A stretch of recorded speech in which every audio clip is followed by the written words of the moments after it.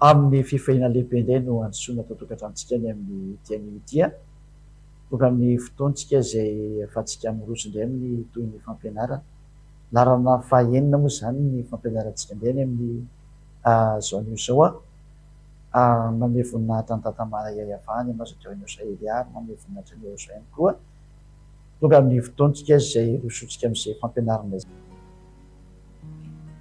dia tonga amin'ny fito isan'ny fampianarana indray tsika ny amin'izao indray zao larana fahaenina ny fampianarantsika manona ny hatsarana mitokatrantsika tsy avy sy ny mampandroso miaino sy amin'ny tsitsirary aby sy afaka mandray ny lohateny fampianarantsika moa ny androany dia Isaka no miaraka amin'ilay Andriamanitra Abrahama fa tsy Ismaël. Zany hoe manam-pirofo zany fa hoe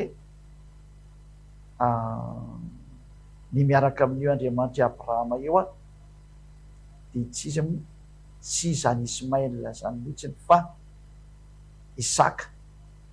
Ka mandirotra ny arabo silamo amin'izay teny zay hoe Ismaël no tompon'ny teny ka dia mipetraka zany fa Islamo no tokony hitondra ny fanambarana ny teny marina dia manamarina moa zany eto ny fampianarana azy eo eny amenanareo fa tena tao amin'ny Isaka le teny nandefa tsy tao amin'ny Ismaël ary jerytsika ny eo amin'ny tantaran'ny Torah satria taontsika nahita hoe ny Sefer Torah ny Jiosy no hitsarana ka raha hitsarana izy zany dia tsy misy zavatra azo anoherana an'izay rehefa hitsarana zany an'le teny Torah dia tokony tsy hoe tokony fa tena tsy azo atao mihitsy ny anambany an'izany teny zany dia ny Sefer Torah ny Jiosy io zany tsy azo atao mihitsy n'izany hoe tsy raharahan'io ianao na tsy henan'io fa tena zava-dozy zany hoe zavatra hitsararanao hoe dia tsy ho rarahinao dia zavatra tsy mety mihitsy fa ny tsara zany dia rao le teny ao anatin'ny Sefer Torah ny Jiosy ary zay ny anton'le lohateny fampianarana hoe miaraka tamin'ny Andriamanitra io Andriamanitra Abrahama io dia Isaka fa tsy Ismaël zany ka Isaka moa no niteraka ny Jakoba zay atao hoe Israël ka rehefa niteraka ny Jakoba izy natao Israël dia ny taranak'Israël dia nahazo an'izao teny zay hoenotsika manaraka zao.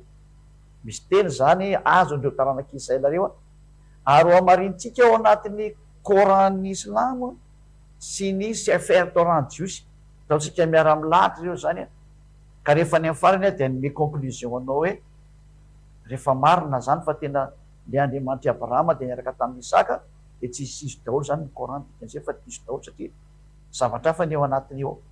Na ohatra tsika ritsofoka amin'izay fanazavana zay ary dia miantso antsika indraindray anaraka ny teny sy ny fampianarana zany tsika araka ny izy efa zavaina eto zany. Voalohany indrindra zao raha jerevantsika zany ny teny ao an-daholo jerevantsika mihitsy atao anatin'ny Coran hoe satria mety hiteny daholo ny Islamo zay manana amin'ny bokin'ny Coran azy hoe zay tsy miditra amin'izany fa histoiranareo zany tsy miditra amin'izany histoirany hoe Andriamanitra Abrahama makany amin'ny Isaka zany fa ny bokinareo mihitsy no miteny fa ny nahazo ny profesia ary nahazo ny faminaniana sy ny bokin'ny Torah zany dia nahazo ny teny faminaniana dia ny taranaka tao amin'ny Isaka makany amin'ny Jakoba tena manana an'izay mihitsy izy dia vakintsika ro amin'ny Al-Ankabut 27 zany fanratana azy dia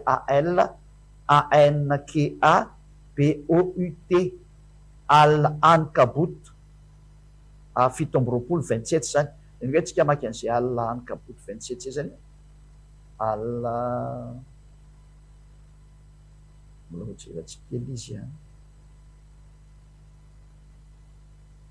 jerevantsika aloha izy efa mila karohana kely zay zany misy an'izany Al-Ankabut 27 efa azonareo ampidirina izy teknisiana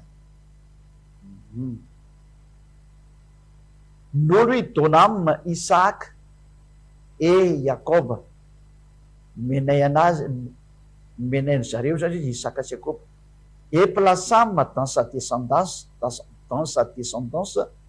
la prophétie et le livre.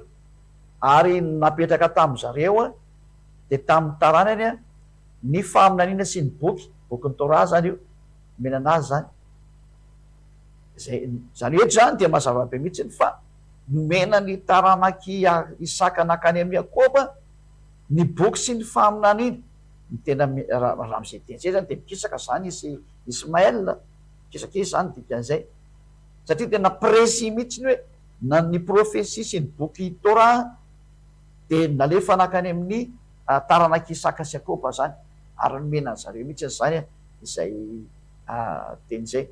Mazava be zany zay fa raha ny teny manazava an'izany famarina zany dia tsy azonareo lavina zany fa ny fahamanina sy ny boky marina zany dia nomena ny taranaky Isaka sy Jakoba. Efa mazava be fa efa mikopily zany Ismaël amin'izany hevitra zany ary raha vao resaka prophétie zany resahana faminaniana sy ny boky izay nomena io Andriamanitra io zany dia mazava be mihitsy fa any amin'ny Isaka sy Jakoba io no nandeha araka ny voalazany bokin'ny Al-Ankabut 7:20 teo.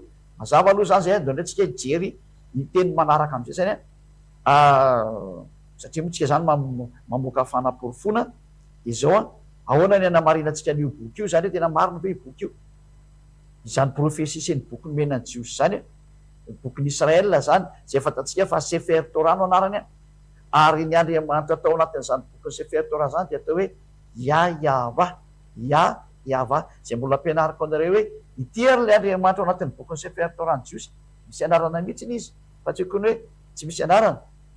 Ndaovaka itsika mihitsy fa ny mpaminany zay nahazo ny teny fanambarana amin'io bokin'ny Coran io mihitsy ny mpaminany nanoratra an'io boky io nahazo an'ilay boky avy any amin'io Andriamanitra ny Coran io zany no teny mihitsy ny fa manaiky an'io Torah io izy sy ny nanome an'io Torah io, manaiky an'io Torah io izy ka eto ndraitsika dia jery boky anankiray tsy ao anaty Coran izy fa fanamarinana ny bokin'ny Coran indray moa ty resantsika ity.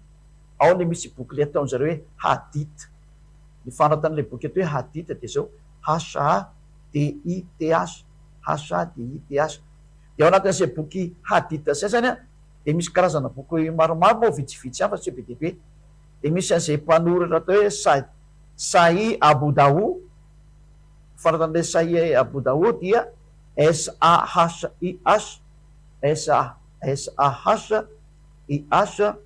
Abu Daoud dia ABUDAWU Abu Daoud.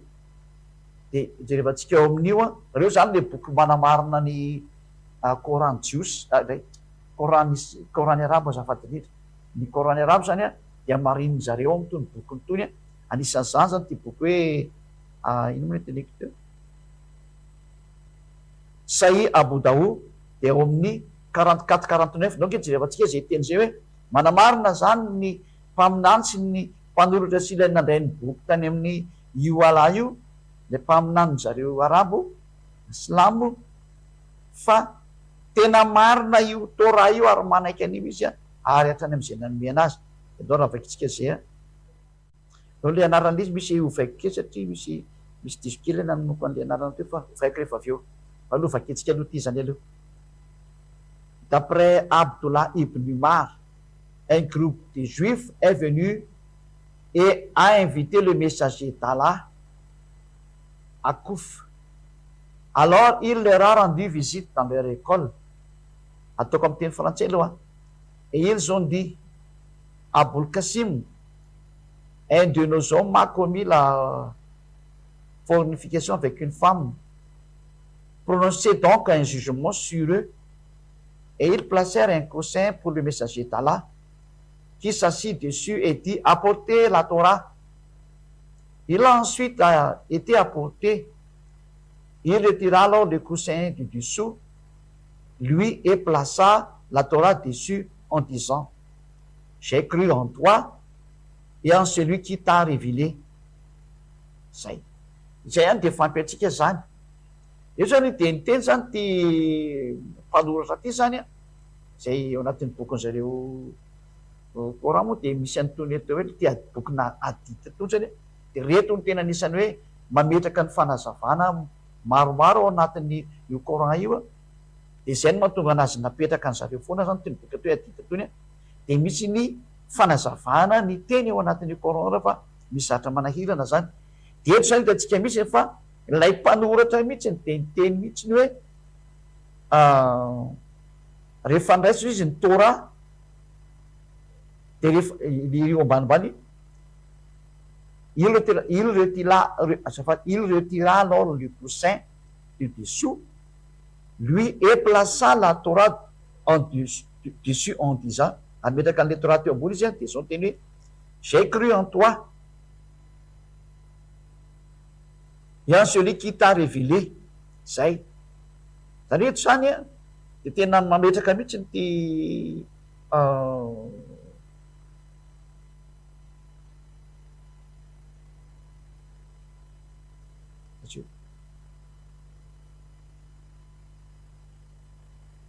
mametraka mihitsy zany le teny eto hoe ny Torah izy dia niteneny ty envoyé zany hoe ilay iraka zay nalefan'io ala io fa tena mino anao mihitsy mino an'ity Torah ty izy ary zay lay namoaka n'ity fanambarana ny Torah ty zany hoe zay Andriamanitra tompon'io Torah io zany sy ny bokon'ny Torah dia tena nekeny ty mpaminany ty zany satria hoe envoyé de Allah moa zany messager d'Allah.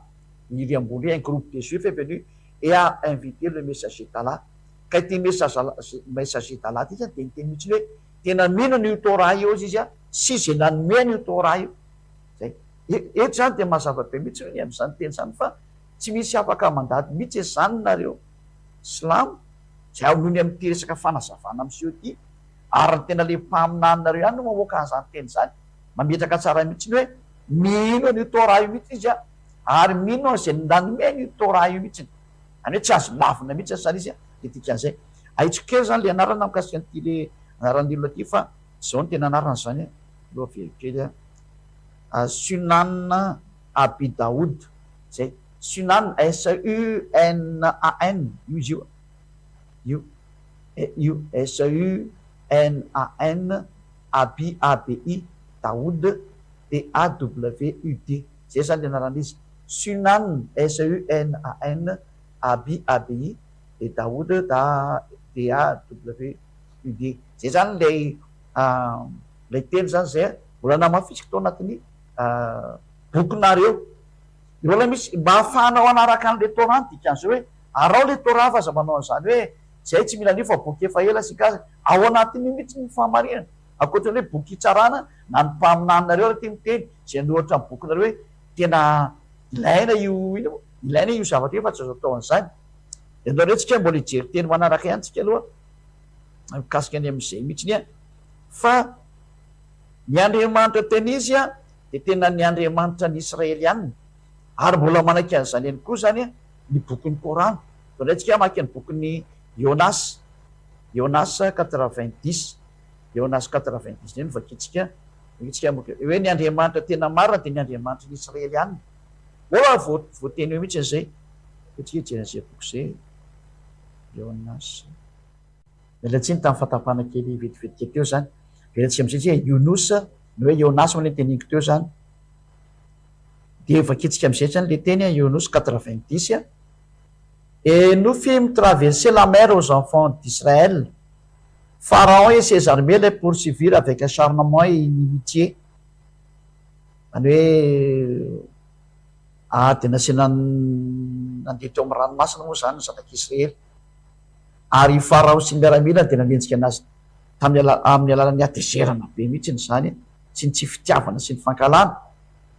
Et puis quand la noyade l'eut atteint ary efa tratran'ny ina moa ny rano be tao zareo dia il dit dia naonao zao fanambarana zao je crois qu'il n'y a d'autre divinité que celui en qui ont cru les enfants d'Israël. Tsy misy Andriamanitra marina mihitsy ny mahery zany afa-tsy reto tompon'ny Israelianina reto. Zay ny voalaza et je suis du nombre des soumis. Ary izy zany dia manaiky fa ao anatin'izay olona manaiky izay koa zany izy voalaza eto tsara mihitsy zany fa tena Manaiky an'io Andriamanitra ny Israely io daholo zany rehetrarehetra zay tratran'io zany dia mahita mihitsy ny mahery io Andriamanitra io ary aza sangisangina na vazivaziana. Zay zany le teny milaza amintsika hoe teny Andriamanitra ny Israely mazava be zany zay zavatra zay hoe raha ny boky ny Coran zany dia mametraka mihitsy hoe tena manamarina ny fisiany hoe lay teny amin'ny reto Andriamanitra ny jiosy reto Andriamanitra ny jiosy tena marina mihitsy le zany ary tsy misy ny nahazo hanoerana an'izay mihitsy. Da hita teny zany tsika zao manambara an'izay zany karazany telo zao nomeko anareo.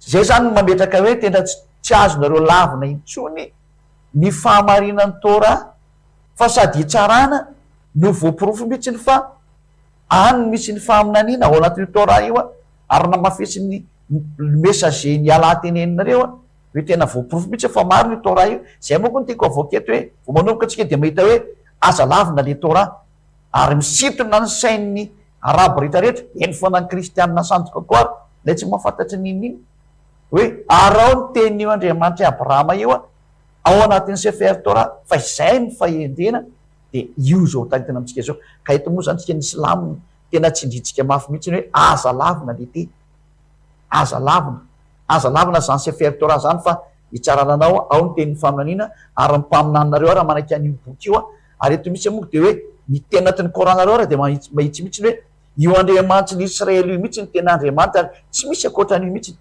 Iza le Andriamanitra ny Israely hitantsika eo ny toy ny rehefa avy eo. Fa zay aloha zany dia mametraka tsara mihitsy ny mazava tsara ny teny hoe tsy azonareo lavina zany ny Sefer Torah ny jiosy fa tena miainga eo mihitsy ny zavatra rehetrarehetra satria io ny tany amin'ny taona moins 2000 dia miainga amin'io ny zavatra rehetra ny dikan'izay fa tsy ny bokinareo Coran taty amin'ny taona plus 600 ty no lazaina fa ondray ny marina fa tsy maintsy miainga rehetra amin'ny lohany ery tsika any amin'ny loharano ny viany famariana any amin'ny tenin'le Andriamanitra ny Abrahama le anisaka tamin'reto Israelianina reto izy no anarany ary inona no nyteneniny any amin'ny farany moa tsika hijery an'izay tsika zany da hoary mihitsy am'izay indray tsika ny toy ny zahatra mitranga zany hoe ny olona hiditra am'izay tsika hoe inona le hojerevantsika ao anatin'ny bokin'ny Torah dia mazava zay ny fipetra sy ny zahatra mipetraka ao anatiny eo inona le hojerevantsika ao anatin'ny Torah.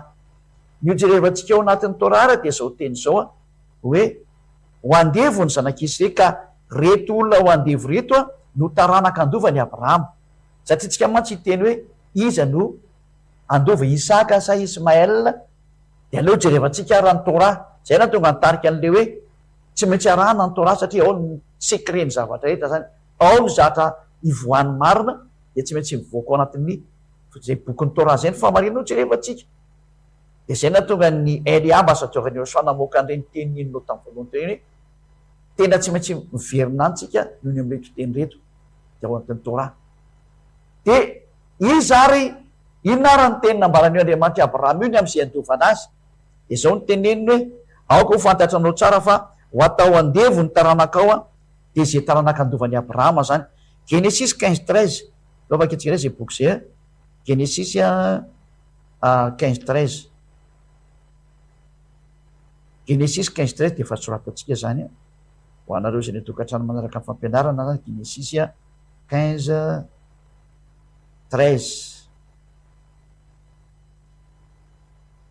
Genesis 15:13 ary hoe avata amin'ny Abrahama aoka ho fantatrao marina fa ho vahiny any amin'ny tany zay tsy azy ny taranakao ary hanompo ny olonany ka ho ampahoriana efa-jato taona.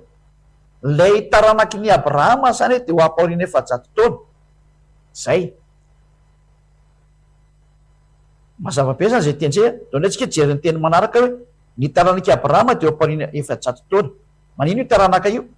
Reo lay manino moa andova ny tany Kanana. Eo vakitsika indray eo ambany aloha eo ambany iny zany no vakitsika Genesis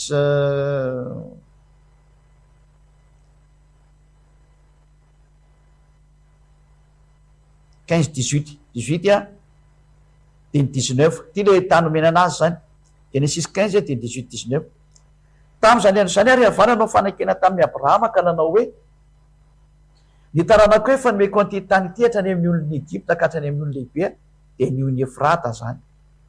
dia ny kenita sy ny kenizita sy ny kadmonita ary ny ita sy ny perizita dia ny refahita, dia ny amorita sy ny kananita ary ny girikasita dia ny jebosita.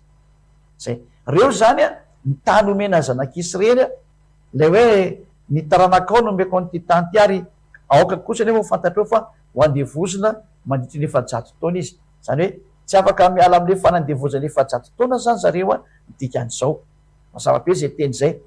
Ka iza zany le taranaka nandevozona dia hitantsika efa samy miara-teny Ezekiel na ny Korana na ny Sefer Torah.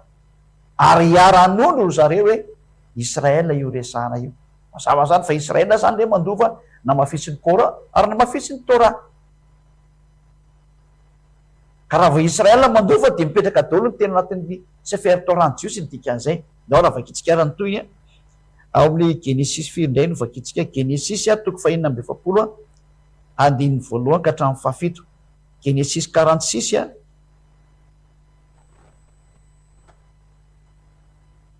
Genesis 46 1 ka hatramin'ny 7. Ary ny ainy ary Israely dia nitondra zay rehetra nananana ka nakany Beriseba dia namono zahatra atao fanatitra ho an'Andriamanitra Isaka rainy izy. Rehetra zany le Israely anatoko fa andeha natanteraka an'le teny fa andeha ho any amin'ny tany Egypta izy ary ho andevozonao. Dia namono zahatra atao fanatitra ho an'Andriamanitra Isaka rainy izy. Ary Andriamanitra niteny tamin'ny Israely tao amin'ny fahitana no ny alina ka nanao hoe Riakoba, Riakobo. Ary izy ity aho. Dia hoe izy, izao n'Andriamanitra dia Andriamanitra ny rainao. Aza matahotra idina any Egypta ianao fa ho ataoko firenena lehibe any ianao. Izao hiara-midina aminao any Egypta ary izao hiandry ianao hiakatra indray tokoa. Ary ny tanan'i Josefa no anirina ny masonao. Dia naingy Jakoba niala ka niala tao Berseba ary ny zanak'Israely nitondra any Ekobarainy sy ny zanany madinika ary ny vadiny tao anatin'ny sarety izay efa nampitondray ny Farao hitondrana azy. Ary nentin'izy ireo ny omby manondriny sy ny fananany, omby sy ny ondriny zany sy fananany izay efa nohariny tao amin'ny tany Kanana. Dia tonga tany Egypta Jakoba sy ny zanany rehetra nomba azy. Ny zanany lahy, ny zafiny lahy nomba azy, ny zanany vavy sy ny zanany zafiny vavy. Nentiny nomba azy ho any Egypta avokoa ny zanany rehetra. Io zany falasana keny Egypta tokoa ny zanak'Israely. Ina no zavatra antranga rehefa tonga tao Egypta indray mamaly ny tenin'Andriamanitra hoe lasa andevo ry zareo rehefa tonga tao. Rehefa kitsika indray ny tenin'Andriamanitra ary mikasika any amin'izay teny zay nampaoriana tao ry zareo rehefa nipetraka tao amin'izany tany Egypta zany. Exodus toko 2 andininy 17 sy ny 14. Exodus 2:23 ka hatramin'ny 24. Ary tao anatin'izany andro maro zany dia maty ny mpanjakan'ny Egypta ary ny zanak'Israely nisentiny ny amin'ny fanompony ka nitarainy. Ary niakatra tamin'Andriamanitra ara ny fitarainany noho ny amin'ny fanompony. Dia nandre ny fitarainany ary Andriamanitra zany mazava ho azy dia natsiaro ny fanekeny tamin'ny Abrahama sy Isaka ary Jakoba. 15. Ary Andriamanitra dia nijery ny zanak'Israely ka nafantatra azy. 23 ka hatramin'ny 25. Zay tadidin'Andriamanitra amin'izay zany ilay fanankenany fanaovany tamin'ny Abrahama dia tadidiny dia andeha hijery ny Israely amin'izay zany. Amoaka anazy tao zany izy dikan'izay. Any hoe mazava be fa ilay taranak'Israely no andeha tao Egypta maro raha tena nampaoriana. Mazava be boky Exodus tsy misy tantara diso na ny kely ary. Zao antsika ary hijery ny toy ny teny araka ny Exodus 12 ny amin'izay nampaoriana zay andininy 37 jusqu'à hatramin'ny 41. Exodus 12 dia manomboka andininy 37 37. Dia niainga tao Ramesesa ny zanak'Israely ka nakany Sokota dia lehilahy mahaly lalana tokony hoe netsy afa-tsy ny zazany mambehivavy. Ary nisy olona maro samihafa fehina koa niaraka niakatra taminy. Dia ondry amanosy sy omby dia fananana be indrindra araka le voalaza tary aloha zany. Ny Exodus Genesis 15 io zay. Dia nanendy mofo tsy misy maseresety tamin'ny koba voareny izy izay nentiny avy tany Egypta. Zay dia andininy 70 amin'izay. Ary ny andro nitoerana zanak'Israely tany Egypta dia 3 amby efajato taona. Ary efa atapitra ny 3 amby efajato taona dia tamin'izany andro izany indrindra noho ny voan'ny tokony rehetra izay any ava tany amin'ny tany Egypta. Zay zany le voalazan'ny ten'Andriamanitra hoe tena le Israela le andevy tany efajato taona, chiffre approximatif moa reny, fa ny any tena niaina zany de eo amin'ny telopolo sy efajato taona teo zany fa tafiditra tsara le hoe efajato taona ary andevy tao zareo ny zanak'Israely reny. Tsy misy taranak'Ismaël andevy zany. Efa tsindrina zany fa tsisy andevy ny taranany. Nefa ny Andriamanitra hoe le mahazo an'ity tany Kanana ty de lay taranakao zay andevoziny ka raha niteraka i Abrahama niteraka roa lahy de ndray Ismaël de ndray Isaka, ny taranak'Ismaël tsy mba nisy nandevozina fa ny taranak'Isaka tena andevozina ity. Mazava zany fa ny taranak'Isaka no hoentina ho any amin'ny tany Kanana, de ndesantsika teo hoe hoentina ho any amin'ny tany Kanana satria lay tany Kanana no lova ho an'ny taranak'i Abrahama, lay andovan'ny fikasan'Andriamanitra rehetra, ny promessin'Andriamanitra de ny fifanekena na ny alianson'Andriamanitra zany de omena an'ity taranaka ity zay ho andevo any amin'ny tany Egypta zany. De mazava ho azy fa tsy nisy nidiran'ny Ismaël le izy fa tena Isaka mihitsy. Atsika eto mitantara daholo antsika mbola itoy ihany ahoana indray raha nitoy zany rehetra zany de nitoy indray de zao de tonga tao an-Kanana tokoa raha ry zareo zanak'Israely, tena porofoky mihitsy hoe tantara mitoingy ity fa tsy nisy zany hoe misy diso ny Torah, aiza zao ny tantaran'ny firenen'olona ve misy diso nankena azy aminao, fa reny le teny mandrebireby fandrebirebe nataony devoly fotsiny hoe misy diso io tantaran'ny fiainan'olona ngena teo izy Sefer Torah, tantaran'ny fiainan'ny jiosy sy ny fiarahany tamin'io Andriamanitra zay nitondra azy io ka tsy anareo akoriny zay arabo ty na silaminy hifaly sy feny bokin'olona tsy mety. Nefa nareo raha miteny nareo teny hoe marina ny Sefer Torah ny jiosy, nareo ihany raha miteny an'izany ary io ny hitsarana zavatra tsy marina ary feko hitsarana. Tantarao zao aza tsy mitombina mihitsy le teny ka mila mandinika tsara tsika ao amin'ny toy zany de tonga tao amin'ny tany Kanana tokoa ny zanak'Israely araka ny bokin'ny Joshua 11:23 ingevaka itsika indray zay Joshua 11:23 zany. Joshua 11:23 atsika avoaka am'izay. Dia lasany Joshua avokoa ny tany rehetrarehetra arak'izay rehetra nolazainy avy tamin'ny Mose ary nomeny Joshua olovan'ny Israely zany araka ny fizarahan'ny fireneny de nitsahatra ny ady ka de nandry ny tany. Io zany hoe azon'ny Israel am'izay le taniny tena le Israel zany nandova ny tany Kanana araka an'ilay tenen'ny Andriamanitra Abrahama tamin'ny Isaka tany amin'ny Jakoba de io tokoa fa tena tao amin'ny tao amin'ny taranak'Isaka mihitsy nanako amin'ny Jakoba no nahazo an'ilay teny ary reo izy tafaverina somatsara tao amin'ny tany Kanana tamin'ny andron'ny Joshua. Misy nefa moa fa noho ny amiadalanjy zareo de voaroaka izy fa saingy mbola naverina indray izy tamin'ny taona plus 1822 iny le nampianariko anareo hoe tsy maintsy nivelonao foana reo jiosy reo, tsy azo ny arabo angalarina mihitsy lay tany nanao ina satria efa mazava mihitsy le hoe any Israel io de any Israel mandraka androany na inon'iny eo ataontsika de efa zay ny fahamarina zay le hoe tenin'io Andriamanitra Abrahama io ary zay no mampiseho amintsika fa tsy ay avaly Andriamanitra Israel mihitsy ny teo amin'ny Abrahama makao amin'ny Isaka makao amin'ny Jakoba zay atao Israel no Andriamanitra ny arabo fa ilay Andriamanitra ny arabo zay atao hoe alà hafa mihitsy satria io alà io de miady ny azahoan'ny arabo mihitsy ny any io Israel io ary tsy manaiky porofon'izany nasiany alà moskengy eo amin'ny atokotany be ny tempolin'ny Jerosalema io porofo zany fa ny tena miady tsy manaiky mihitsy ny alà le Andriamanitra ny arabo zany tsy manaiky mihitsy ny an'io tany Israel io.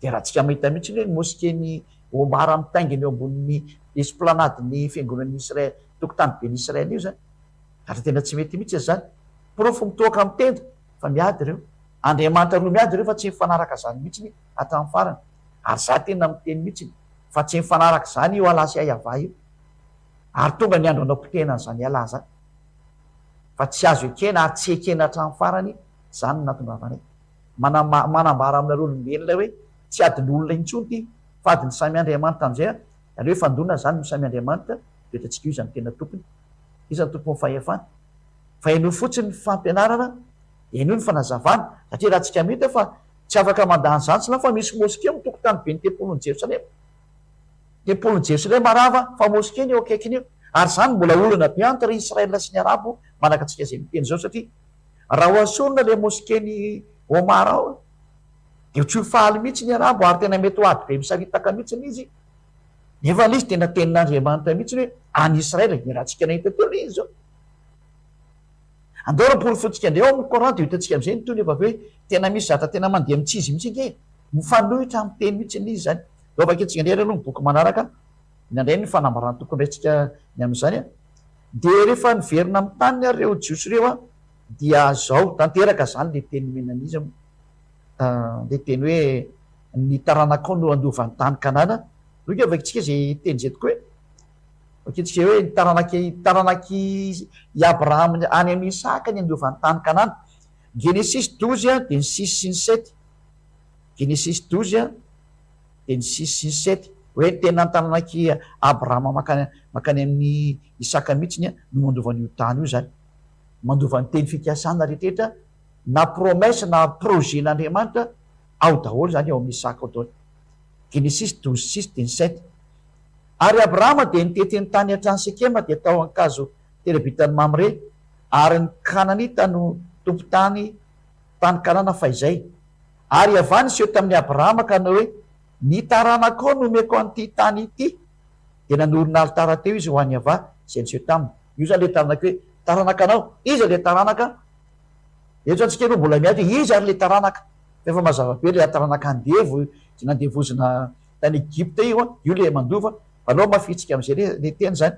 De mbola toentsika ary ny teny araka ny Genesis 13 a 12 a ka hatramin'ny 17. Genesis 13 a 12 ka hatramin'ny 17 zany.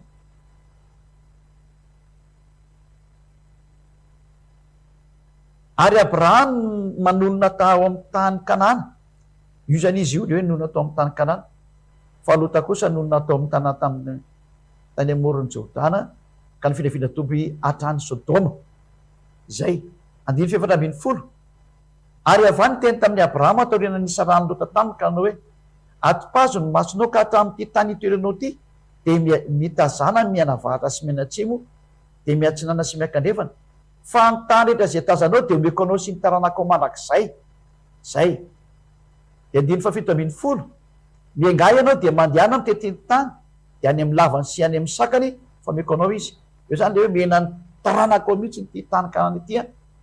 Mazava be zany teny zany raha tsisy afaka maro zany hoe tsy marina zany fa tena any zareo mihitsy de iza ary io. Aleo metsika précision foana am'zay izy a. Genesis 17:8. Mbola toizantsika foana Genesis 17:8 a. Genesis 17. Mamoaka antsika le teny a satria ny antony a efa mazava be le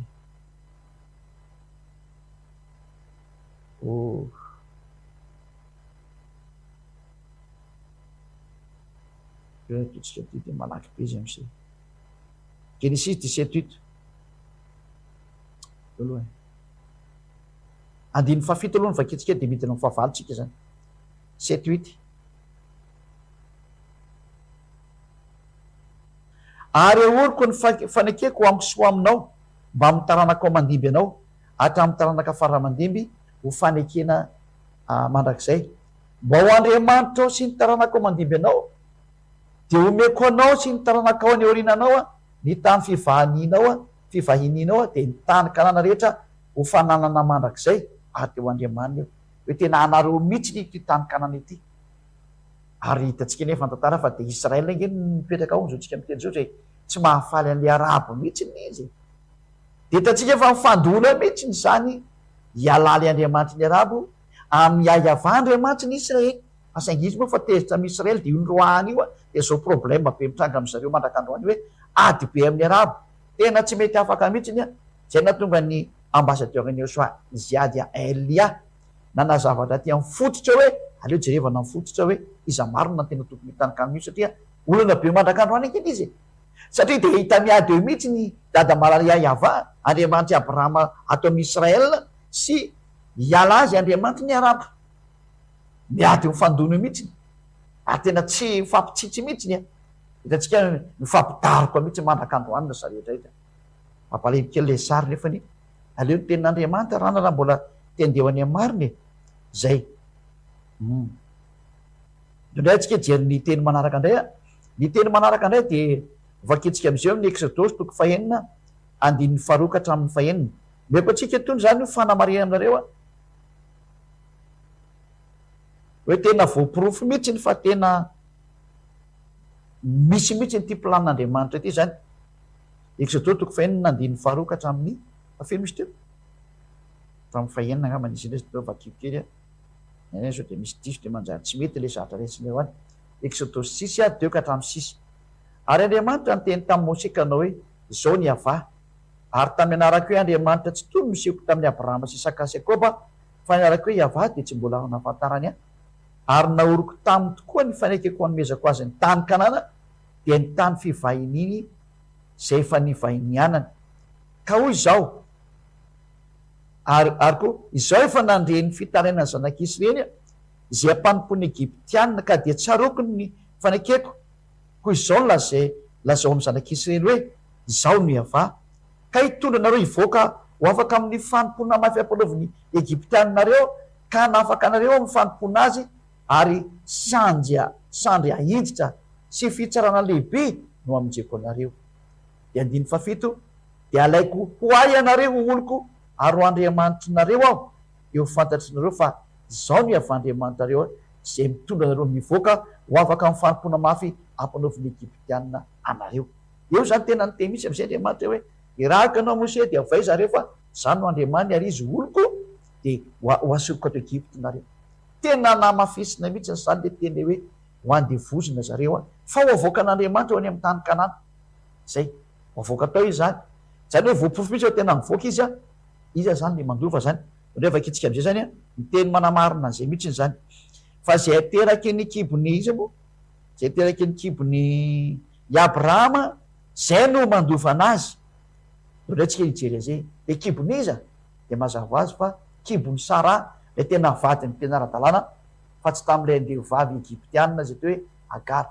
Ny kibony Sara mihitsy no miteraka zazalahy de any ny tenin'io Andriamanitra io no mandeha araka ny Sefer Torah zay nohamarin'ny Coran le nivakitsika tany amin'ny voalohany. Tena tonga namoaka an'iny bokin'ny Coran iny mba tsy hiteninareo silamo hoe zay tsy mila zany. Fa ny fatoran'ny Coran nareo fa ny Coran misy teny hoe marina io teny io.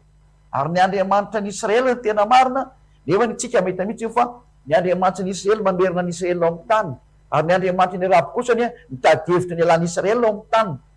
Amin'izao tsika miteny zao de misy zany mifandona zany reo Andriamanitra reo, fa tsy misy marisy ny Andriamanitra Abrahama zany. Zany ane ka tsisy.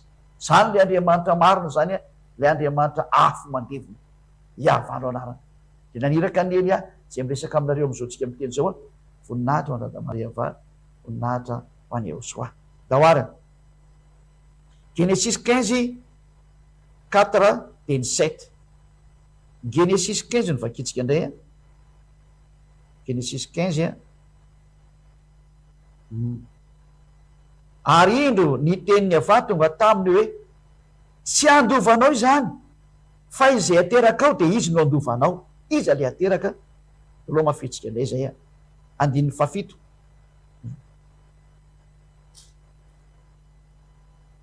Ty zany le andovan'le tany zany le ateraky ny efa am'izay le ateraky Abrahama zany andovana azy efa am'izay satria ty tantara ty moa hoe toizandra ty am'le hoe tondranao any amin'ny tany lovanao foana ianao zay ny tiana teny am'ty fa efa ampy le vakitsika teo le hoe izy misy teo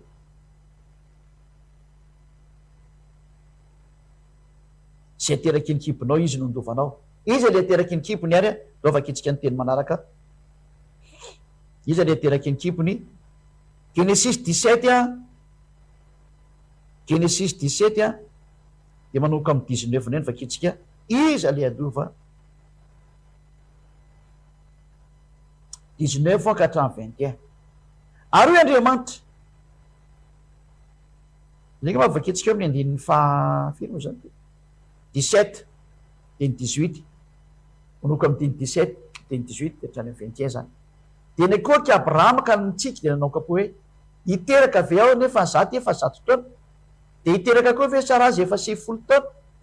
De hoe Abrahama tamin'Andriamanitra engane ka Ismaela no velona eo anaty anao, zany hoe Ismaela zany ny andovan'ty teny nambaranao ty Andriamanitra. Fa hoy Andriamanitra nanao namaly anazy tsia fa Sara vadinao hiteraka zazalahy aminao ary ny anarana de ataonao hoe Isaka ary ny fanekeko de aoriko aminy ho fanekena mandrakizay ho an'ny taranany mandimby azy.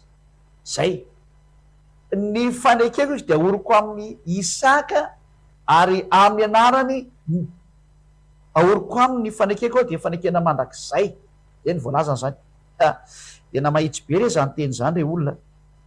Dia andininy fa 1:20.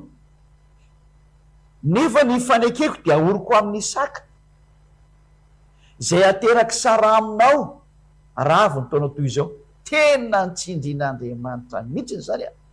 Fa ny fanekeny eo Andriamanitra io, lay andovany Abrahama zany, lay tompon'ny tanin'ny Israela, votsika amin'ny teny zao zay natao hoe Kanana tany aloha tany a, dia Isaka sy ny taranaka Isaka ny andovana azy zany. Fa tsy nisy nidirany Ismaela, fa Ismaela tena nakipiliny io Andriamanitra io mihitsy hoe miala ianao araka ny Sefer Torah. Dia zay natonga anato eny, zay ny antony namezako anareo hoe tsy afaka miala amin'ny Sefer Torah io zany nareo, fa noporofon'ny Coran mihitsy ny fa miainga eo ny zavatra rehetra. Io mihitsy ny arany fototra iangan'ny Coran, fa raha zany tsy mitombo ny Coran io koa. Nefa dia le bokin'ny Torah mihitsy ny no mitsipaka ny Coran io rehefa avy eo. Tsipahan'io Torah io mihitsy ny izy. Hitantsika io e. Zay. Fa raha ohatra le tena aiza ny programan'Andriamanitra, aiza ny misy ny mpaminany, dia misy ny mpaminany dia ry amin'ny taranak'Israela ary amin'ny Isaka tary zany. Nahoary, toizantsika indray ny toyny zany e, aiza indray ny toyny io zany teny voaraintsika zany e. Ho fakitsika indray ny Genesis 21:12. Genesis 21:12.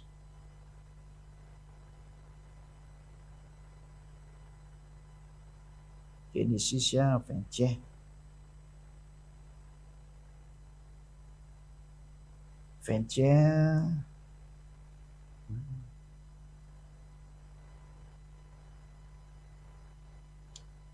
Andininy 10 vakitsika. Dia izy tamin'ny Abrahama, Sara zany ty miteny ty, roa io andeha vavy io sy ny zanany, fa ny zanaka io andeha vavy io tsy mahazo miray lova amin'ny zanako, dia amin'ny Isaka. Andiny 2:10. Fa raha tsy toe mason'ny Abrahama indrindra zany teny zany hoy ny amin'ny zanany. Andiny 2:20. Fa hoy Andriamanitra tamin'ny Abrahama, aoka tsy ho ratsy eo masonao mihitsy ny amin'ny zaza sy ny andeha vavinao. Fa izy rehetra lazainy Sara aminao dia ekeo ny teniny fa avy amin'ny Isaka no antsoina zay taranaka ho anao. Zay. Eo zany dia hoe ny taranaka avy any amin'ny Isaka no taranaka tena izy aminao, fa tsy avy amin'ny andeha vavy tsy ny zanany. Fa roa io andeha vavy io fa tsy mahazo mandova io. Ary namarin'Andriamanitra mihitsy izy hoe alefaso andeha io, fa ny mandovanao dia Isaka no mandovanao fa tsy zany. Hitanao tsara fa tantaran'ny Israelianina ny tantarana atao hoe bokin'ny Sefer Torah. Fa tsy tia ny Arabo mihitsy ny mihaino an'izany, satria lasa miteny momba ny zareo dia tsy tia miteny an'ilay Coran. Nefa le Coran mihitsy no miteny hoe marina io Torah io, io Sefer Torah io. Ary zay ny tena anisan'ny zara tena mahavariana mihitsy hoe inona ty zatra miseho amin'reto olona reto. Fa tokony ho tonga saina mihitsy ntsika rehetra zay mandre anamo zay hoe tena mba dinio ny marina, fa aza manao zatra mamevitra botolo any mitsitso, fa tena mamono tena nge ny dikan'izany. Dahoary, vakitsika indray ny teny manaraka. Ny momba ny amin'ny Ismaela zany tena ny laviny dada Iava mihitsy. Tsy mety amiko mihitsy io sy dada Iava. Dia averitsika Genesis 17:18, laviny dada Iava mihitsy zany Ismaela zany. Genesis 17:18. Genesis 17:18 nge jevatsika.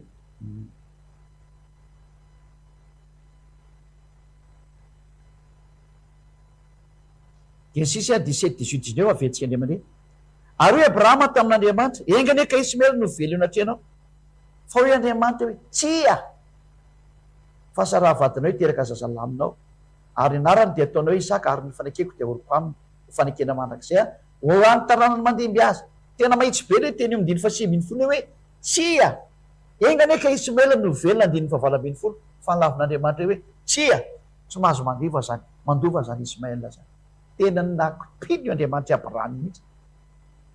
Tanao fa samy hafa amin'izay zany le Andriamanitra ny Arabo Iala, zay manindry mafy an'i Ismaela ho mpandova, sy ny Andriamanitra ny Israelianina le tena Israelianina mihitsy zay mitompo ny Sefer Torah, zay milaza mihitsy fa Isaka no mandova fa Ismaela tsy mahazo miditra amin'izany. Nefa ty tany ataona moins 2000, ny Arabo nefa tatika tamin'ny taona plus 600, Zay ny tonga nanteny iza no arahanao. Fa tsy maintsy nitrana ny marina am'izany.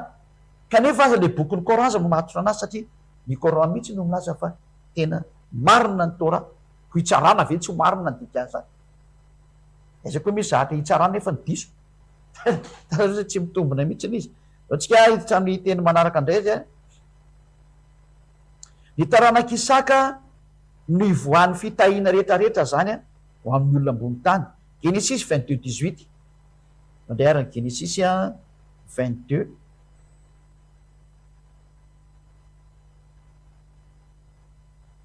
Genesis 22:18.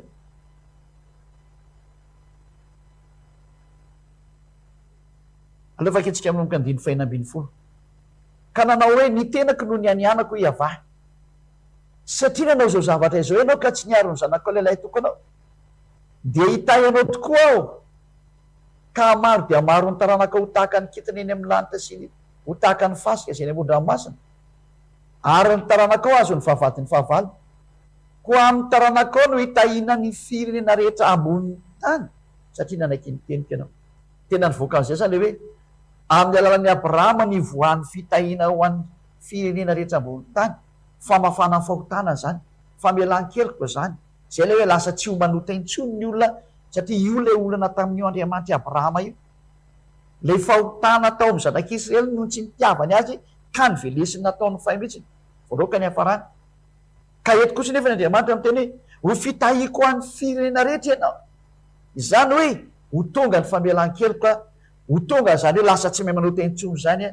Ho tonga zany hoe tsy misy mahay manao ratsy intsony ny olona rehefa tafaraka amin'ny Andriamanitra Abrahama io. Satria io ny olana aminazy io fahotana io.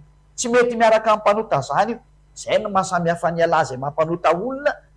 Manaiky ny olona anota dia hoe mifinafa avelako, mifinafa avelako. Fa ny Andriamanitra Abrahama kosany ilay miaraka tamin'ny Isaka tsy manaiky an'izany izy. Zay le teny hoe iayava. Ialahy manaiky ny fahadisoana tahaka ny ataon'i Jesosy Jehova ihany. Tsy ry ave. Tovy ihany reo. Hoe manontany dia mibeba fa avela. Fa le Andriamanitra marina kosa tsy manaiky an'izany. Fa rehefa nazavaina ianao rehefa nidiovina aza manota intsony. Zay le tena le Andriamanitra Abrahama zay aza manota intsony ianao. Zay le fitahiana ho an'ny firenena rehetra aza manota intsony. Ary vita izany tamin'ny alalan'ilay mesazeny rany rehetra hoe Yahosoa. Zay novain'ny Silamo hoe Isa. Zatra tsy izy mihitsy zany anarana Isa zany. Ary novain'ny kristianina sandoka hoe Jesosy na Jesoa. Zavatra tsy izy koa zany. Zay tonga anantenareo hoe patrora ihany angeny patron'ny Silamo sy ny kristianina sandoka. Satria samy Andriamanitra mampanota daholo reo. Tsy izy ireo dikan'izany. Fa ny Andriamanitra toriany ery aminareo kosa ny Andriamanitra mahatonga olona tsy manota intsony. Mifanaraka tsara amin'ilay soratra masina dia ny soratra ny Sefer Torah tena tanteraka mihitsy le tsy manota intsony. Tsy manota intsony amin'ny alalan'ny miaraka amin'ny Andriamanitra Abrahama io. Dia Yahavano anarany ary Yahosoa le mesazeny raha. Zay. Ohatra antsika arany teny Genesis 26 dia ny 3 ka hatramin'ny 5. Genesis 26 dia ny 3 ka hatramin'ny 5 hoe mbola manome profo aminareo zany hoe tena ny zanak'Israely mihitsy nazo an'ity teny ity. Genesis 26 3 ka hatramin'ny 5 nakao to amin'izy indray moa zany teny zany ato amin'ny Jakoba indray zany. Jakoba Isaka moa zany ka ny Isaka. Ny vahiny eto amin'ity tany ity ianao dia ombanao sy hitahianao. Fa ianao sy ny taranakao no omeko reto tany rehetrarehetra ka ho toviko ny fiainana izay nataoko tamin'ny Abrahama rainao. Dia anao tahaka amaro ny taranakao tahaka ny kitany amin'ny lanitra ao ka omeko ny taranakao ireto tany rehetrareto ary amin'ny taranakao no hitahiana ny firenena rehetra ambony tany satria efa niain'ny feko Abrahama ka nitandrina izay rehetra nasiako nitandremany dia nididiko sy niteniko ary ny lalako. Zay tena nanambara mihitsy fa hoe nitandrina ny teniko i Abrahama rainao ry Isaka dia amin'ny taranakao no hitahiko ny firenena rehetra. Hitahiana ny firenena rehetra zany Isaka sy ny taranaka Isaka. Mazava be ny amin'izany teny zany tsy misy idiran'ny Ismaela mihitsy ny tena mirafitra tsara ny tantara ka hitendrena hoe io misy tantara tsy izy. Tantarana firenena olona ny ety. Tantarana razamben'ny olona ny ety. Ino zao tsy mety amin'izany. Fa noho ny amin'ny tsy fitiavanareo ilay jeriny marina dia tsy mpanareo fotsiny satria nareo Arabo Silamo zany Satria nareo te hitsipaka fotsiny azao an'le sefertorany jiosy mba hanamarianareo ny kora dia tsy panareo le original nefa raha diso le sefertoran ay zany nitsarana anareo raha tsy ozy nareo de aza miteny nareo hoe ka misy diso ny sefertoran nareo misy diso ahoana aizany diso am'izao nampianaranao zao mba avoary le anareo raha manana anareo fa ny sefertoran ngeky any jiosy fa tsy any arabo ka tsy anareo arabo ny tenareo no manana original fa raha misy manana azy original anio jiosy ny mananareo ary za manana matoza mampianatra manana ary te-pelatana kety mihitsy izy matoza amteny ary ny fahamariana netiko de zao afaka mifahotana zay tafaraka ny Andriamanitra Abrahama io ary tsy mahay manota intsony ary tena lasa olona tsy mahay manao ny ratsy zay ny tafaraka ny Andriamanitra Abrahama io ary zay ny tena tiany io Andriamanitra Abrahama io tongavana amin'ny hoe fitahina ho an'ny firenena rehetra olona lasa tsy mahay manota intsony zay tsy vitanareo silamo zany tsy vitan'ny kristianina sandoka sy ny silamo zany resaka zany fe anareo de tsy maintsy manota ary tsy maintsy manota ary de tonga foana re Andriamanitra no mamafa ny fahotanareo iny le zatra nampamehana mihitsy hoe gaga aminareo hoe inareo le Andriamanitra nareo mampanota fa ny président république maneran-tany sy ny ministre sy ny premier ministre ary ny mpitsara managatra mbola mandinika zany le président république mbola mandinika ny premier ministre mbola mandinika ministre ny défense tsy ministre ny intérieur sy ny ministre ny fitsarana sy ny mpitsara aty reo vao mety olona-ponao ratsy ka draingy fa inareo kosa ny averanareo gaboraraka ny olona hoendana manota de fona fotsiny fa afaka aiza moa ny olona tsy anao ratsy ny tena izy ary ny tena ratsy be mody ataonareo mivavaka dolo ny olona sahirana am'izay le fanjakana rehefa avy eo satria le fanjakana ny tratra ny victime lena ataonareo satria manino ianareo mampanota ny olona de mapibebaka de mampanota de mapibebaka raha tokony hoe mba fivavahana zany manavitra olona tokony atao am'zany nareo mihitsy ny mampirisika an'le olona anao ratsy sahirana am'izay le fitondram-panjakana rehefa avy eo satria lasa manao ratsy le olona koa avelanareo foana izy rehefa manao ratsy ny fanjakana ny sahirana zany tonga nateny mbola am'saina lavitra ny président république noho ny Andriamanitra nareo mbola am'saina lavitra ny premier ministre noho ny Andriamanitra nareo ho anareo kristiana sandoka sy ny silamo ary mbola am'saina lavitra ny président république sy ny premier ministre sy ny ministre de justice ny mpitsara ny Andriamanitra nareo satria reo mavita mandray fanapahan-kevitra raha misy korotana ny fiarahamonina manakatra izy sambotra izy fa raha ny Andriamanitra nareo zany beba fotsiny de toy izy ndray ny manaraka sakafony zareo le fahotanako normal izy mamely tanareo am'izay zany no proof fa tsy nareo ny tompony ty tany ty tsy ny Andriamanitra nareo ny tompony ty tany ty fa ny Andriamanitra tompony ty tany ty tsy maintsy mibaiko ny mpitondra ary ny mpitondra tsy manaiky fa tsy maintsy managatra fa mampalely tsy fantatry le mpitondra fanjakana le tena tompony de tany veto mampianatra hoe mahatonga reo tsy manaraka ny tenin'ny alahy ry mpitondra fanjakana maneran-tany tsy manaraka ny tenin'ny Jesosy sy Jésus Jehova sy ave ry mpitondra fanjakana eo am'ty zao ty satria reo miteny hoe mamelany elo de samiala de viteny hoe manontany de mamelany elo de manontany raha manaraka ny tenin'io alahy sy Jehova sy Jesosy sy Jésus nareo ry mpitondra fanjakana manerana zao tontolo zao de tokony votsitrinareo dolodolo ny mpanao ratsy satria nareo amban'io Andriamanitra io nareo za mivavaka aminazy ka raha mivavaka aminareo de ambaninareo dikan'izay fa maninonareo tsy manaraka ny tenin'ireo ivavahanareo mazava azy tsy reo ny Andriamanitra fa ny fitahandreo nareo fa ny tena Andriamanitra de le mibaiko anareo zay tsy hita masonareo le miteny hoe tsy mahazo manao ratsy satria izy ny tompony ty tany ty izy ny tompony le tany de tsy ekeny sy ny ratsy ny taniny de didinareo tsy maintsy misambotra ny mpanao ratsy zay le aiava zay tompony ty tany ty izy de mibaiko ny sainareo nareo tsy afaka miala am'le hoe tsy maintsy managadro nareo satria tsy ekeny ny fanaovana ratsy am'ty tany ty izy ny tena tompony ary manaraka ny teninareo tsy te ratsy izy io fa lay ala sy ry Jehova sy ry Jesosy sy ny karazany kosany mpanao ratsy reny mamindra fofoana de mamela elo ka ary reny tena mitarika ny adalana am'ty planeta terra ity reo no natonga an'io da nike jereva kanefa nareo tsy manaraka an'izay teny zay ho an'ny mpitondra fanjakana fa manino nareo managatra satria mazava be misy tompony io ka tsy eken'le tompony ka le tompony teny hoe aza manota intsony ka rehefa manota ianao de idinany tranomaizina mety be le sazy ka tiako tenena hoe tsy io ny Andriamanitra Tsy izany ialahy zany n'Andriamanitra fa tsy izany. Fa raha io n'Andriamanitra naranareo ny teniny. Ary tsy zany Jehovah sy Jesosy ave tsy Jesosy zany no Andriamanitra. Tsy izy io, fa raha tsy zany koa naranareo ny teniny. Zareo mamindra fosy mamela dia tokony mamindra fosy mamela koa nareo zany. Fa mahatonareo tsy mamindra fosy tsy mamela tsy io ny Andriamanitra. Azay ny tonga nanteny hoe le Andriamanitra mibaiko anareo ilo hoe iayava. Ale messager ny rany atao hoe Yahoshua. Fa mety tonga say. Miendra mahita lozaka miry dia dala mandrosika vo. Toika fa tonga say nareo zay teny zay ary misy fitretina zay sary zay zany. Indray tsika jery teny manaraka indray Daoary. Dia taorian'ny Sakara dia izy indray nandray ny teny fikasana. Tsy maintsy jerevantsika indray zay. Ny nandray ny teny fikasana taorian'ny Isaka dia vakintsika indray fa Yakoba. Genesis 28 manomboka amin'ny 10 ka hatramin'ny 14 zany. Genesis 28 dia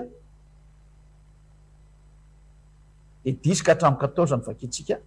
Parenthèse omenantsika mba tonga antsika tonga saina tao zany tenimo zany. Dia nivoaka avy tany Bereseba ary Yakoba ka nakany Harana. Ary tonga teo amin'ny fitoerana anankiray izy ka nandry teo ny lokala satria efa maty ny masoandro. Dia nakavato tamin'izany fitoerana izany izy ka nataony ondana dia nandry teo izy. Nanonofy ary izy. Ka endry nisy tohatra ny olona tamin'ny tany ka nipaka tany amin'ny lanitra ny lohany. Dia indreo nisy anjelin'Andriamanitra niakatra sy nidina teo. Ary indry avà niseho teo amboniny ka nanao hoe izao ny avà Andriamanitra Abrahama rainao dia Andriamanitra Isaka. Ny tany izay andrianao dia omeko anao sy ny taranakao. 7:40. Raiky diso zany.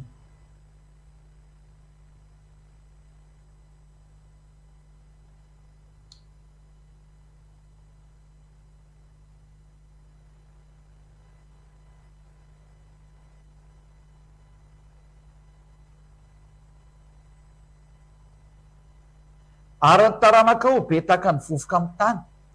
Dia ilena andrefana sy any atsinahana ary any avatra sy any atsimo ianao. Ary aminao sy ny taranakao no hitahina ny fihena rehetra ambonin'ny tany. Izany le teny hoe tena hoe le fitehinao amin'ny firenena rehetra indray zany nakaty amin'ny Yakoba.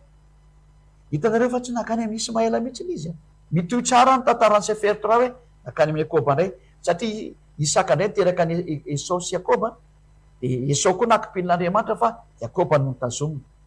Dia Yakoba tendresan'Andriamanitra ty. Mazava be zany zay. Raha tsika jery boky indray bokin'izy indray tsika no jerevantsika eo amin'ny bokin'ny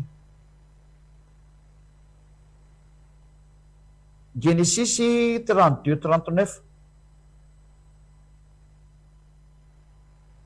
Genesis 32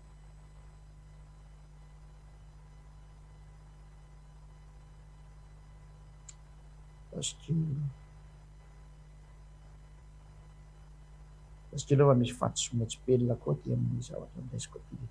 Tsy mety mihitsy ny izy matsipelo. Nengano ataontsika efa aminy zay. Satria efa niverina ny zava-kesiny dia mazava be fa ny taranak'i Yakoba no mandray an'ilay teny. Dia rehefa taranak'i Yakoba mandray an'ilay teny dia hoe nakany amin'ny Abrahama, nakao amin'ny Isaka, nakao amin'ny Yakoba, dia le teny fikasana rehetra zany nakao amin'ny Yakoba ny dikan'izay. Dia rehefa avy eo moa zany dia mazava ho azy fa verina amin'ny tany le jiosy ao amin'ny alalan'ny Yakoba nazo ny teny fikasana zany zao tsy izy aloha Yakoba fa izy ihany no atao hoe Israel. Yakoba ihany no atao hoe Israel zany. Fa itsika rehetra zany rehetra zany. Andao ary jevantsika indray ny ao amin'ny bokin'ny Coran. Manamarina zany teny rehetra nyteneko zany ve ny bokin'ny Coran hoe tena Israel marina no tao Egypta ary navoaka an'Andriamanitra tao. Dao raha mafitsika indray zay amin'ny Coran. Dao ary. Ao amin'ny Al-Araf 104 ka hatramin'ny 105. Al-Araf 104 ka hatramin'ny 105. Dao vakitsika indray izy any.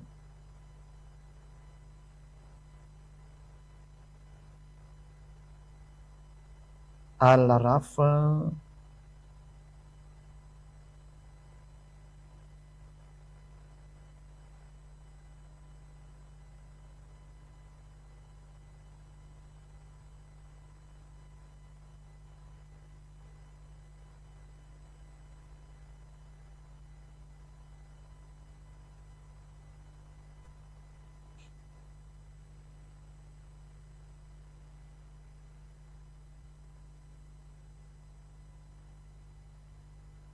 sankatana no vakitsika aloha zany.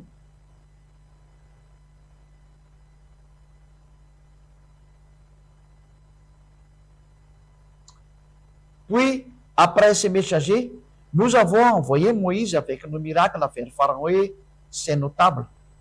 Ary taorina zany iraka zany a de nalefanay Moïse a miaraka amin'ny fagagany a nakany amin'ny Pharaon sy ny reo olo manakaja tao zany.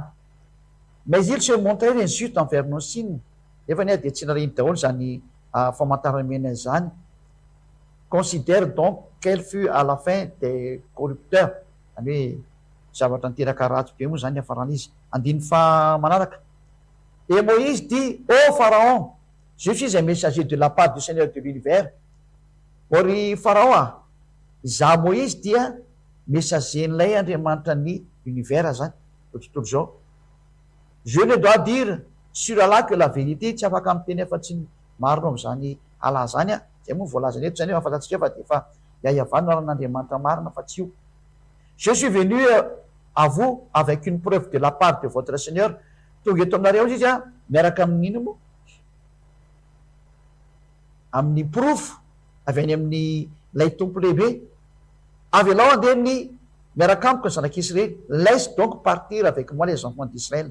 Zany hoe Mose zany a de tena tonga tany amin'ny Pharaon mihitsiny a ary ny teny hoe avelao reo Israely anareo a hiaraka hivoaka amiko.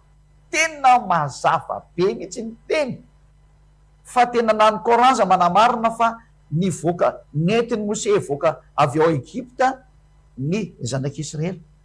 Tanao fa no mariny Coran le zany. Nanao ina tao Egypta moa zareo. Iny le teny tarikina ambony Genesis hoe ho andevo ny taranaka ao a 400 taona ary io taranaka andevoziny io a ino tahiny. De tsy izy le nandevoziny, tsy Ismaël taranak'Ismaël nandevoziny, tsy any Ismaël le taranaka nandevozina fa any Isaka, de ny zanak'Isaka Yakoba, de reo ny Israelianina, reo zany le mandova ivoan'ny teniny prophesie. Prophesie rehetra zao mivoaka de ao Israel ny dikan'izay. Mazava be zay. Donao tsika hijery ny teny manaraka indray a. Araka amin'ny boky eo amin'ny Al-Araf 134.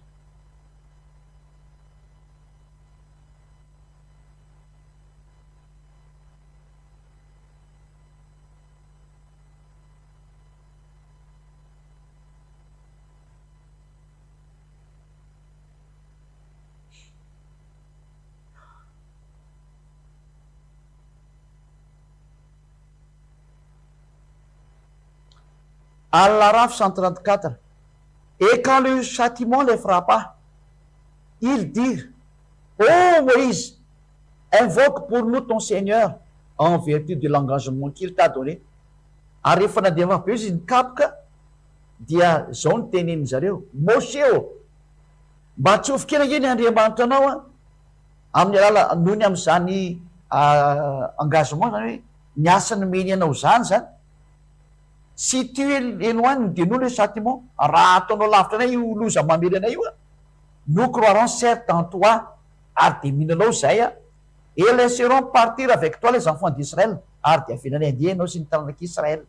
Mazava be zany fa ny bokin'ny Coran mihitsy de mahita mihitsy fa navoakan'ny Mose tao Egypta mihitsy ny zanak'Israël. Tsy azonao lavina zany fa tena Israelianina tia nahazo an'le teny hoe ho andevozina ny taranaka anao, tsy nisy idirany Ismaël le izy.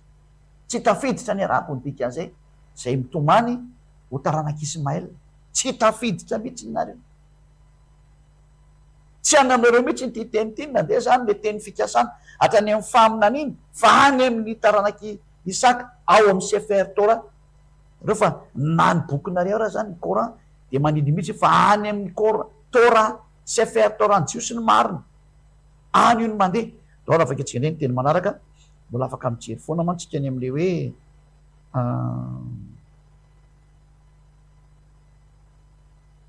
ao amin'ny boky nina koa zany jerentsika. Manamarina ny Torah fa ny ampitany ranomasina mihitsy ny zanak'Israely araka tamin'ny Mose. Ataonay jerevantsika aloha zay. Al-Araf 138 indray ny vakitsika eo akaikiko ihany. Al-Araf 138.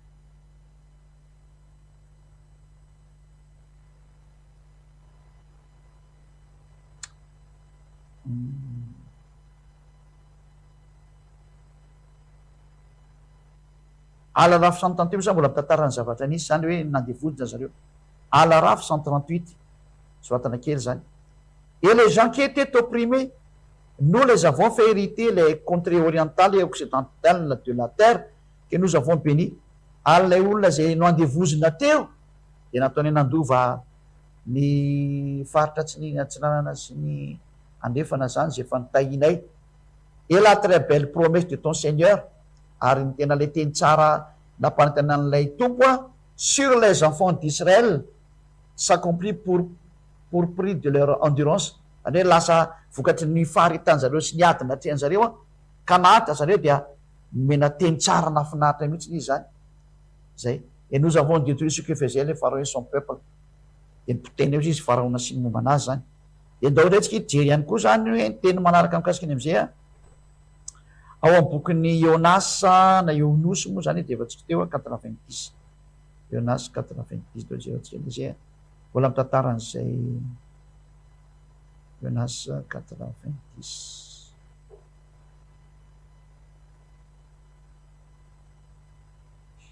Hoe tena napitaina napitaina teo amin'ny ranomasina mena zareo zany. Ionos 90. Et nous fîmes traverser la mer aux enfants d'Israël. Ary dia nataony nipitany ranomasina ny zanak'Israely. Mazava be zay. Tady hitantsika zany hoe tena mitombona be mihitsy fa voalaza ao anatin'ny Sefer Torah mihitsy fa tena nipitany ranomasina mihitsy ny zanak'Israely a. Tahaka nanaova Mosé anazy. Tarikatra amin'ny bokin'ny Sefer Torah. Zany hoe na ny Coran na ny Sefer Torah miara-milaza fa tena Mosé no nitondra ny zanak'Israely niala avy Egypte any amin'ny tany Kanana. Petraka zany ny valiteny fa tena ny taranak'Israël ilay andefy tao Egypta araka ny teny tarikatra amin'ny Andriamanitra Abrahama tamin'ny Abrahama hoe zay andevo no mandovanao.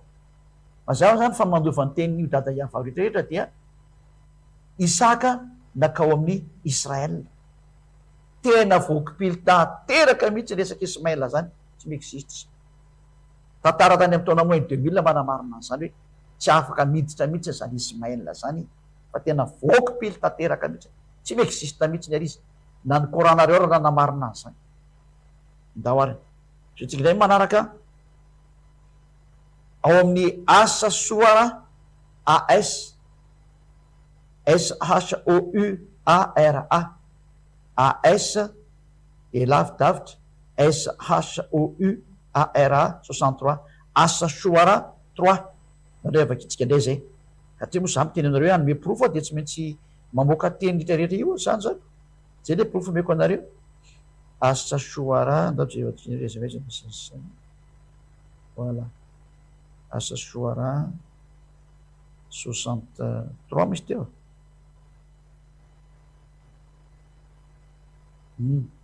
Asa soara 63. Alors nous révélâmes à Moshe, frappe la mer de ton bâton. Et elle se fendit alors et chaque versant fut comme une énorme montagne. Zava-be fa tena Moïse ndray zany no nikapoka le ranomasina de nisaraka ny ranomasina zany. Io nefa le voalaza rekatra amin'ny bokin'ny Sefer Torah ny kapohany tamin'ny tena ny ranomasina tena sokatra.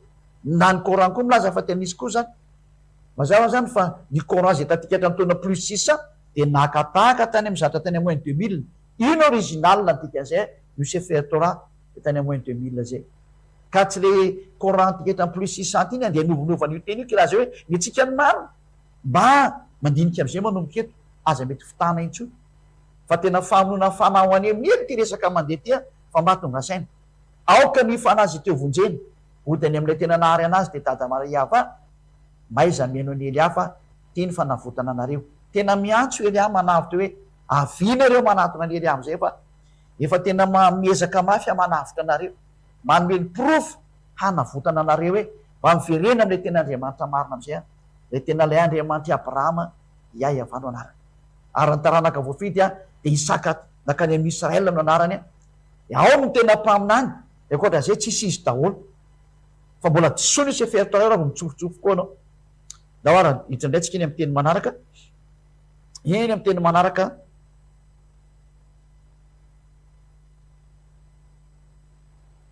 manamarina mihitsy ny Coran fa ny Torah dia nomena ny zanak'Israely hitaritana ny zanak'Israely Hitanao, tsisy idiran'ny arabo am'zany. Spesial ho any zanak'Israely mihitsy io Sefer Torah io azafady. De Mose zany mazava ho azy mitarika anazy. Donc aventsika amin'ny bokin'ny Jonas au verset 2, Jonas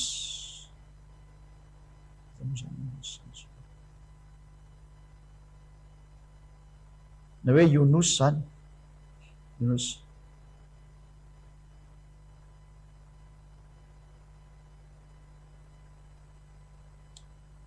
Oh, parce que là misy fahadisoana ndraiky zaka dinasykely.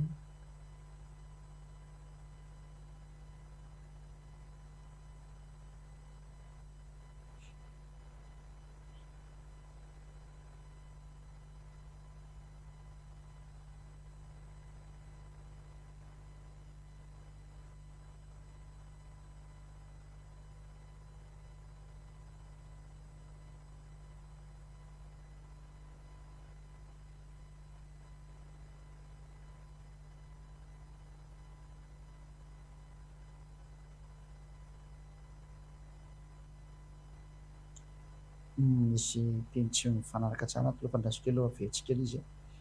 Eo amin'ny ajantsika mihitsy aloha zay. Fa ameko atsika rehefa manaraka tia misy fahadisoana le teny de tsy de tsara, tsy tiako le manome teny tsy tena mahitsy tsara aminareo fa mahitsy tsara ny tena ilaiko omenanareo fa tena misy io a hoe manamarina mihitsy ny Coran fa ny Torah de tena hitaritana ny zanak'Israely fotsiny zao no naovana anazy. Tena hitaritana ny zanak'Israely. Fa aleo ameko atsika iny amin'ny manaraka fa aza marehely mbola aventsika iny amin'ny manaraka fa tena mena an'izay mihitsy nareo zany.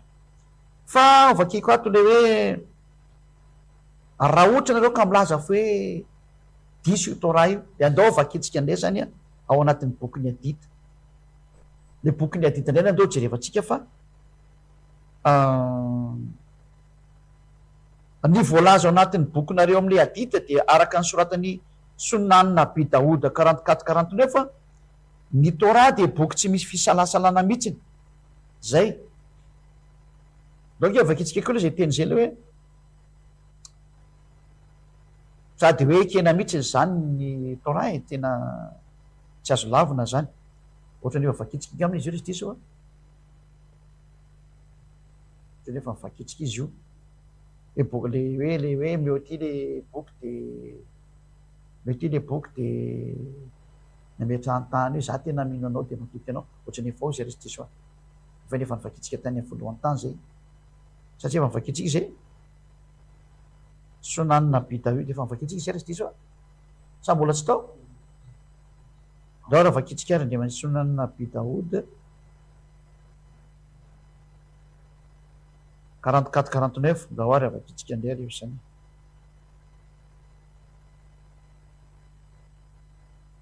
Vakitsika ihany zay fa mivakina ho a dao ary e jery manaraka atsika zany ny Torah de boky tsy misy fisalasalana zany hoe tsy azo atao zany misalasala amin'io. Yunus 37 ny vakitsika ndray ia vakitsika ny bokin'ny Yunus 37 zany hoe ny teninareo zany a de milaza mihitsy ny fa tsy misy fahadisoana mihitsy io Torah io. Yunus firy moa ny teniko teo? Yunus 37 Ce Coran est nullement à être faussé en dehors d'Allah, mais c'est la confirmation de ce qui existait déjà avant lui. Zany hoe efa zatra efa niainga tany aloha io. Et l'exposé détaillé du livre en quoi il n'y a pas de doute venu du Seigneur de l'univers. Zany hoe tena raha jerevantsika zany de confirmation de ce qui était déjà avant lui. Ka ny boky efa tany alohany de ny Sefer Torah ny Jiosy zany. Ka raha ohatra zany ka milaza fa marina ny Coran de ny Sefer Torah ny Jiosy nefa marina taloha. Ka ny boky tsisy fisalasalana voalohany zany de ny Sefer Torah ny Jiosy mazava ho azy satria confirmation tany aloha ny Coran zany de dikan'izay. Ka raha azo atao zany ny confirmer ny Coran de tsy maintsy confirmer nao ny Torah satria avy ao amin'ny Torah nao ny voainy ny Coran. Raha diso zany ny Torah diso ny Coran. Raha marina ny Torah marina ny Coran. Ka raha misy miteny marina ny Coran de marina ny Torah ny dikan'izay. Ary ny tsy misy fisalasalana voalohany zany dia ny Torah tsisy fisalasalana voalohany. Marina be zany teny zany.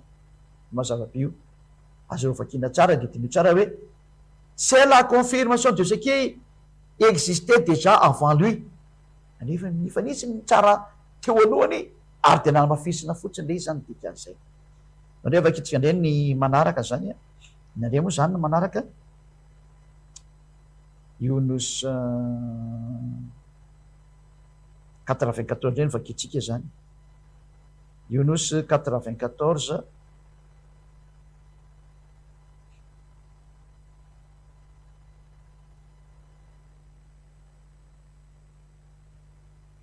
Et si tu es en doute sur ce que nous avons fait descendre vers toi, ary raha misalasala ianao ny amin'ny zavatra nampidinay nakany amin'io interroge alors ceux qui lisent le livre révélé avant toi, dia andana antanio re zay efa namaky an'ilay Sefer Torah tany alohanao. Ka resaka livre teneny ity zany Sefer Torah io tiany zavatra teneny io. Mazava zany fa ny référence alaina zany rehefa tena marina zavatra dia andana avakeo foana Sefer Torah. Tsy ny Coran ny référence fa ny Sefer Torah ny Jiosy. Hitanareo amin'izany ahoana moa zany le aminazy hoe tsy ilaina intsony ny Sefer Torah fa boky taloha zany fa aleo amin'izay ny Coran ilaina. Nefa ny dia mahita mihitsika fa ny Coran mihitsy no teny hoe maka référence ny amin'ilay boky tany aloha dia ny Sefer Torah. Hitanareo amin'izay le izy. Fa zay moa ny tena ravin'ny Coran resaka no livre io dia Sefer Torah resany amin'io zany. Le tany aloha. Zay zavatra boky le efa nomena taloha zany. Ateo moa zany ny mpaminany taty aoriana vao tatika hatrany taona plus 600 taty. Le boky efa tany amin'ny taona moins 2000 aleo ny any eo anontaniana. Mazava zany fa référence ny la vérité zany ny Sefer Torah ny Jiosy. Tsy azo alana, tsy azo alana. Ka manaporofo moa zay eto hoe ny filazany mpaminanareo sy ny bokinareo nomeko profety voalaza mihitsy fa tsy azo idivirana ny Sefer Torah ny Jiosy ny dikan'izay zany. Teny manaraka amin'izay zany rehefa natao zany zay zavatra rehetra zay iza zany natao solona teo amin'ny le teo amin'ny tendrombohitra tany Moria. Iza natao sorona tao zany satria ilay natao sorona no lasa fitahina ho an'izao tontolo zao mitratra an'le teny eo andevozina mandritry ny 700 taona. Iza zany lay zanaky Abrahama natao sorona tao amin'ny tendrombohitra Moria. Dia satria mazava be fa noporofona teo fa marina ny Sefer Torah, io ny base ny alana, io ny fototra ihany ary tena ahitany marina dia mazava ho azy fa veriny amin'ny Sefer Torah tsika zany hoe iza le natao sorona valiny Genesis toko fa 2:20 andininy faharoa. Genesis 22:2. Genesis 22:2. Mazava be zany zay fa tsy maintsy zay moa zany. Genesis 22:2. Aro izy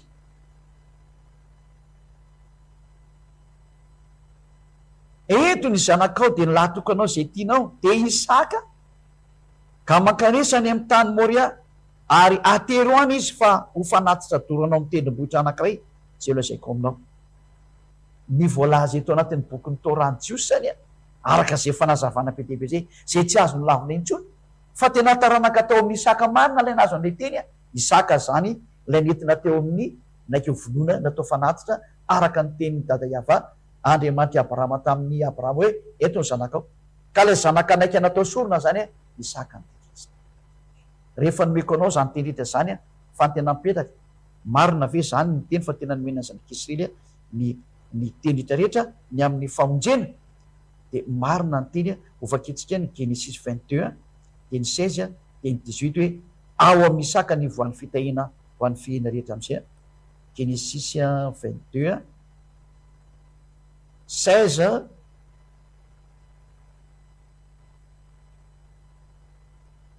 toy ihany mantsy izy io. Genesis 22 dia 15 ka hatramin'ny 18. Dia niantso any Abrahama fandroany tany an-danitra ilay anjely Yava ka nanao hoe ny tenako ny anianako Yava satria nanao zany zavatra izay ianao ka tsy niaro ny zanakao ilay latokanao dia hitahy ianao tokoa ka maro dia maro ny taranakao ho tahaka ny kintana eny amin'ny lanitra sy ho tahaka ny fasika izay ny ambony-dranomasina ary ny taranakao dia azo ny vavady ny vavalina. Ka amin'ny taranakao no hitahina ny fihena rehetra ambony tany satria nanaiky ny teniko ianao. Ka io efa Isaka rehetra sisany io Ismael efa voaroatra dia Isaka rery ny teo a, dia Isaka nentina teo amin'ny tendrombohitra, taranaka Isaka le nandeha teny Egypta, tsy misy azo lavina tsony ke zany. Ny taranaka mazo any teny fikasana zany dia iza Isaka nytikan'izay. Dia Iakoba ilay zanany dia ny Israelianina, dia ireo jiosy ankehitriny zao dia ireo Israelianina zany. Inarany feny zany teny rehetra zany rehefa enitsika kosany a, dia mazava ho azy moa zany fa nivoaka amin'izay a, hoe fitahina ho amin'ny firenena rehetra, hoe mpaminany inona le ho arahana, satria ao le ivoan'le fitahina ho amin'ny firenena rehetra, mpaminany inona le ho arahana zany. Dia mazava ny teny, satria le tena tokony ho any zanak'Israely. Raha vakitsika ny Exodus 19 hoe ity didy sy lalàna ty tena tokony ho any zanak'Israely a, tsy mahazo miditra mihitsy ny sany ny arabo ny dikan'izay. Raha vakitsika Exodus 19 Exodus 19 hoe afaka hidirany arabo ve ny amin'izao teny efa fantatra hoe any an'Isaka zao le teny zany, dia afaka hidirany arabo ve ity resaka ity, ka isy mpaminany arabo hivoaka tampoka avy amin'izao fanambarana ao amin'ny Sefer Torah ny jiosy zao. Azo ekena ve ny fisiany mpaminany arabo, dia tsika tsy miditra any amin'izay filajantsara rarika hatramin'ny hoe gospel na bonne nouvelle, nouvelle alliance ny karazany, fa tandy aleontsika mijanatra amin'ny Sefer Torah ty satria io ny original. Fa rehefa voalaza ato dia zay ny marina.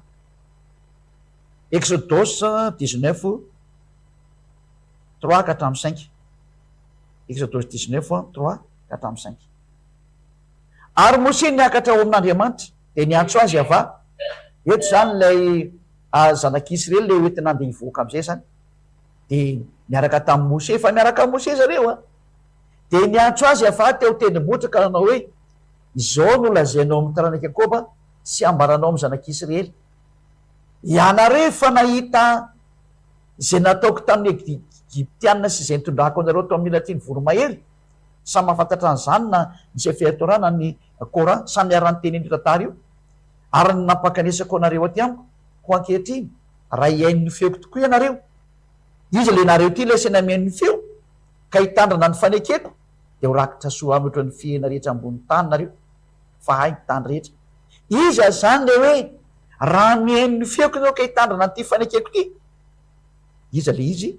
Dia mazava be le andininy fahatelo hoe dia niantso azy ava ka izao dia nanao hoe izao no lazainao amin'ny taranaka Iakoba sy ambaranao amin'ny zanak'Israely. Le olona hitandrina nyty teny ty zany ao anaty Sefer Torah ty sy anaraka nyty teny ty dia ny zanak'Israely rery ihany. Taranaka Iakoba nomenao nyty teny ty dia ny zanak'Israely, tsy tafiditra ny arabo, tsy tafiditra ny sinoa, tsy tafiditra ny malagasy, tsy tafiditra ny afrikanina rehetra, ny anglisy, ny frantsay, ny japonais, tsisy tafiditra fa Israelianina rery ihany. Mazava io. Ary io teny io hoe aza nampiana dia aza ny esorana. Vakitsika izay teny zay hoe aza nampiana ny teny izay nomeko anareo ary aza ny esorana anareo. Dia Deutéronome toko faefatra andinin'ny faharoa hoe tsy azo nampiana tsy aza ny esorana. Ity didy ity zany a, vakitsika zany le hoe natokana ho any zanak'Israely dia tsy azo hidirany arabo izay teny zay, fa lalàna fa mirafitra hoe azam-pina dia aza ny esorana. Ary ankehitriny ry Israely, hitareo tena Israely mihitsy ny voalaza. Deutéronome toko faefatra andininy voalohany sy ny faharoa. Ry Israely io mihaino ny didy sy ny fitsipika izay ampianariko anareo arahanareo, tsy misy hoe ory arabo, ory sinoa, ne ory anglisy io, fa ory Israely. Mihaino ny didy sy ny fitsipika izay ampianariko anareo, ka ny mihaino an'ilay didy sy fitsipika zany a, dia ny teny dada Iavany menina Mose, dia ny zanak'Israely no mila mihaino an'io sy mankatoan'io. Ino nge ampianariko anareo ho arahanareo ny manaraka anazy zany a, dia ny Israelianina le ampianarina, dia ny Israelianina fa tsisy arabo mihitsy. Tareo dia efa diso be ny arabo ny dikan'izay, diso be ny olona rehetra zay tsofoka tao anatin'io resaka momba ny amin'ny didiny Mose io a, dia ny Sefer Torah io tsy azo lizan'izy hidirana mihitsy io ho any zareo rery io. Mba ho velona ianareo ka hiditra ny beovantany zay omeny avy Andriamanitra ndrazanareo nareo. Andinin'ny faharoa, aza ampianareo ny teny izay didiko anareo, ary aza ny esoa anareo, fa tandremo ny didiny avy Andriamanitra reo izay didiko anareo. Tsy azo ampiana zany ny teny anatin'io sefer Torah io, ary tsy azo nesorona zany ny teny ao. Ka ny teny ao nge re olona dia zao hoe natokana ho an'ny Israel le izy, tsy mahazo miditra ao zany ny arabo. Tsy misy idiran'ny arabo zany ty teny ty na makely azy, fa dia nitsofotsofoka fotsiny zany ny mpamina ny arabo ny dikan'izay. Tena nidikiditra any amin'ny zatra tsy fanao. Nanaonao foana ary nandika ny tenin'ny Andriamanitra Abrahama teo hiavanareo. Porofon'izany nareo miady amin'io eo amin'ny tokotany ben Jerusalema io, nasinareo moskenareo, nareo hoe hieritreritra moramora ny andohanareo amin'io. Satria tenin'ny dada Yahveh efa nazava be mihitsy ny Andriamanitra Abrahama hoe ho an'ny taranak'Israel io. Hitantsika eo teny sefer Torah, ary natokana ho an'ny Israel rery ty teny ty. Nefa ny raha mahita moramora ve ny anjohanareo amin'io zatra eo amin'ny moske napetraka nareo amin'io tempolony tokotany ben Jerusalema io, fa miady amin'ny tompony io nareo ry arabo salama, ary miomana nareo fa tena amily anareo amin'izay io Andriamanitra lehibe io. Ilaina niraka ny Elia. Zay ny antony itenenany Elia ty itenena aminareo hoe tsy mety io nataonareo io. Inona ty nataonareo ty?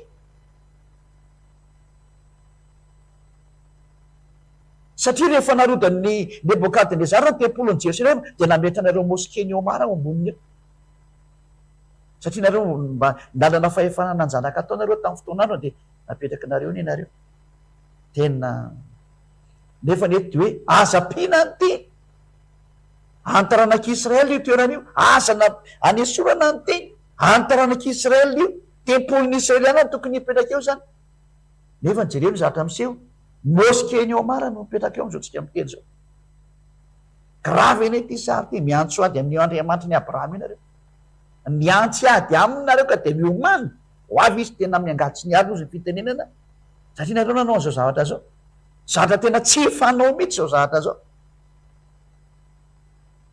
Toy atsika ny teny vakitsika ndray ny Deutéronomie 12, Deutéronomie 13 moa zany, Deutéronomie 13, Deutéronomie 13 andininy voalohany, Deutéronomie 13:1. Raha miteny frantsay indray anao manaraka dia Deutéronomie 12:32. Raha teny frantsay dia Deutéronomie 12:32, fa raha miteny gasy dia Deutéronomie 13:1. Zay rehetra andidiko anareo dia tandreo mba rahina aza-pinao zany ary aza nesoranao zany. Tena tsy azo anao-pina, tsy azo nesorana le teny. Rehefa ho an'ny zanak'Israely no mitandrina io teny io dia zanak'Israely no mahazo miditra amin'ity, tsy azo idiran'ny arabo. Tsy mahazo miditra ato mihitsy ny arabo na inino tenenina fahalalànan'io Andriamanitra ny Israely io zany Yahveh ao anatin'ny sefer Torah ny Jiosy. Ny arabo zany voakipily zany tsisy azonareo idirana mihitsy satria lalàna mipetraka eo aza napina dia aza nesorana. Eo moa nareo dia tena nanaonao foana ino ty nataonareo ty ho anareo arabo silamo zany, ho an'ny silamo rehetra rehetra, ino ty nataonareo ty? Ary indro niverina mihitsy io teny io aza-pinareo io teny io dia aza nesorana. Ka rehefa natokana ho an'ny zanak'Israely dia aleo Israely no miditra ao hatramin'ny farany, fa aza miditra ao nareo nefa ty niditra. Inona zany ty zava-doza mahatsiravana nataonareo ty? Fa dia efa fahotana mahatsiravana ity. Zany ilazako anareo hoe tena tsy izy io Andriamanitra nareo, tsy izy io, diso be mihitsy nareo. Donareo vakitsika sady amaraparantsika anazy amin'izay na amin'le hoe tsy azo anam-pina, tsy azo nesorana, azo ekena ve mpamina ny arabo? Dia manamarina ny Deutéronomie 18. Satria zareo efa hoe Israel nitandrina an'ity, Israel no mihaino an'ity, Israel no mampiatra an'ity, natokana ho an'ny Israel ty ho tandremina sy ho arahana. Mazava zany fa ny manaraka an'le teny dia Israelianina daholo fa tsy mahazo idiran'ny arabo na frantsay na anglisy ninina, tsisy mahazo miditra amin'ity resaka sefer Torah ty mihitsy. Deutéronomie 18 de 15, 18-15. Mpaminany avy eo aminao, Deutéronomie 18-15. Dia avy amin'ny raha alanao tahaka anao tsangany avy Andriamanitra ho anao, izy no henonareo. Inona zany le fantena napetraka? Mpaminany iny ty. Tsika mahafantatra tsara fe aza napina ny teny dia aza nesorana. Natokana ho an'ny zanak'Israely le teny.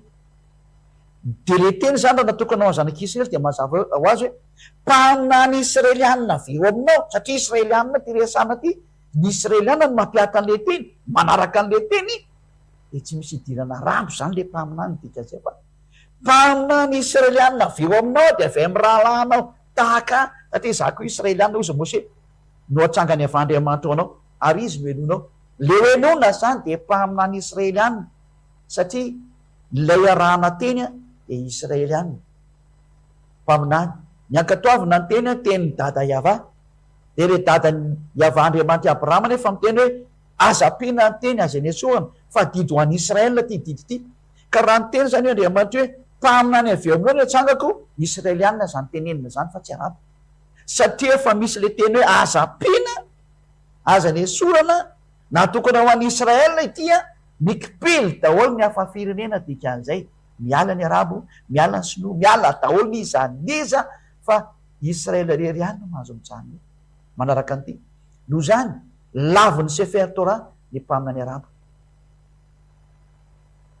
laviny mariny rano tsy mahazo miditra tsy misy idirana resaka lava be fa de vao miainga fotsiny le boky ny Sefer Torah efa mikipily daholo ny mpaminany arabo rehetra hoe tsy marina nataonareo. Ka raha vao mpaminany arabo na inona zany ny soratanareo tany inona napetrakinareo efa ny laviny Sefer Torah no zany zéro ny résultat valiny zéro. Zany hoe ny Coran de efa diso mihitsy dika azy hoe mpaminany arabo nanoratra an'ireo nanoratra ny mpaminany arabo de efa diso ny Coran dika azy. Tsisy namorona fandana vakio tsara ny teny ary tena nanaporofatra any amin'ny fototra mihitsy ny eo fa tena tsisy io Coranareo satria mpaminany arabo nanoratra an'io ary voaporofiteto ny aingan'le teny fikasany dada Iava hoe makaiza ny promesiny makaiza ny programany de fantany nakany amin'ny Isaka dako amin'ny Jakoba izy le andevo tao anatin'ny efajato taona ary rehefa navoakany Mose de nahazo an'ity teny ity de natokana ho an'ny Israeliana le teny ahoana moa ny arabo no lasa nanoratra an'le teny rehefa taoriana zany nefa ne tsy mahazo miditra mihitsy ny hafa firenena natokana ho zanak'Israely. Mafisina ny 15 sy ny 18 sy ny 19 mpaminany no atsangako azy avy amin'ny rahalahy ka le rahalahy tsy koa le rahalahy arabo ary fa ny rahalahy israelianina samy israelianina io daholo satria natokana ho an'ny israelianina izy io fa tsy natokana ho an'ny hafa firenena.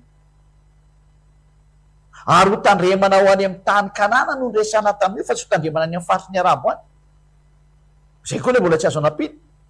Raha vakitsika ny Deutéronomia toko 12 andininy voalohany Deutéronomia 12 nke vakitsika ny Deutéronomia 12 Deutéronomia 12 zao ny didy tsifitsipika zay ho tandremanareo arahana any amin'ny tany ziomeny avy Andriamanitra indrazanareo anao olovanao amin'ny andrekenanao ambony tany aiza olona lay didin'Andriamanitra ty Sefer Torah ty no arahana any Israel tsy mahazo entinao any arabo io koa ho arahanareo any arabo any na ho arahanareo any Chine na ho any Amerika no ao Israel rery any no azo tandremana.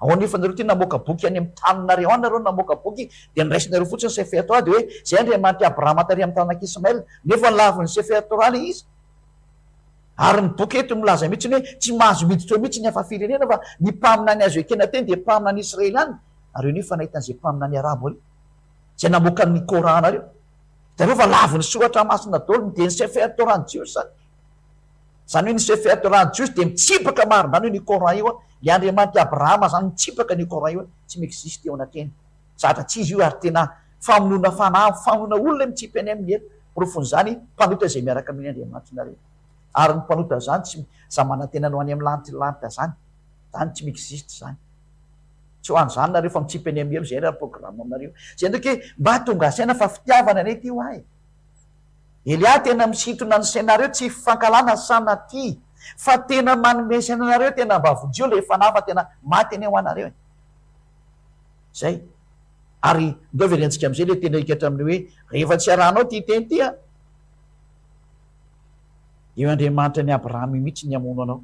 Deutéronomia 18 mpaminany no atsangako ho azy Deutéronomia 18 de 18-19 ho azy avy amin'ny rahalahy tahaka anao ka ataoko ambavany ary ny teniko ary ho lazainy aminy zay rehetra nydiko azy ko zay rehetra tsy mety mihaino ny teniko zay ho lazainy amin'ny anahako de zao ny tsara azy efa nyteny izy hoe Israelianina ny mpaminany ekena teny de andana mijery ny mpaminany Israelianina ianao ka rehefa tsy mety mihaino an'izany ao fa ataonao mpaminany arabony ianao de mimana fa ifandona am'izay ianao sy Andriamanitra Abrahama io de le anarana nefa Iahava fa io le tompony tena Sefer Torah zay nangalarinareo arabo anarana Coran de nalainareo ny teniny tao de inareo namoromorona io zay laviny io Sefer Torah io hatramin'ny farany tsy Andriamanitra nareo zany io Andriamanitra Abrahama io tsy manana an'izany nareo Fa ny ten'Andriamanitra Abrahama dia izay iavana anarany izay ianarantsika manaraka.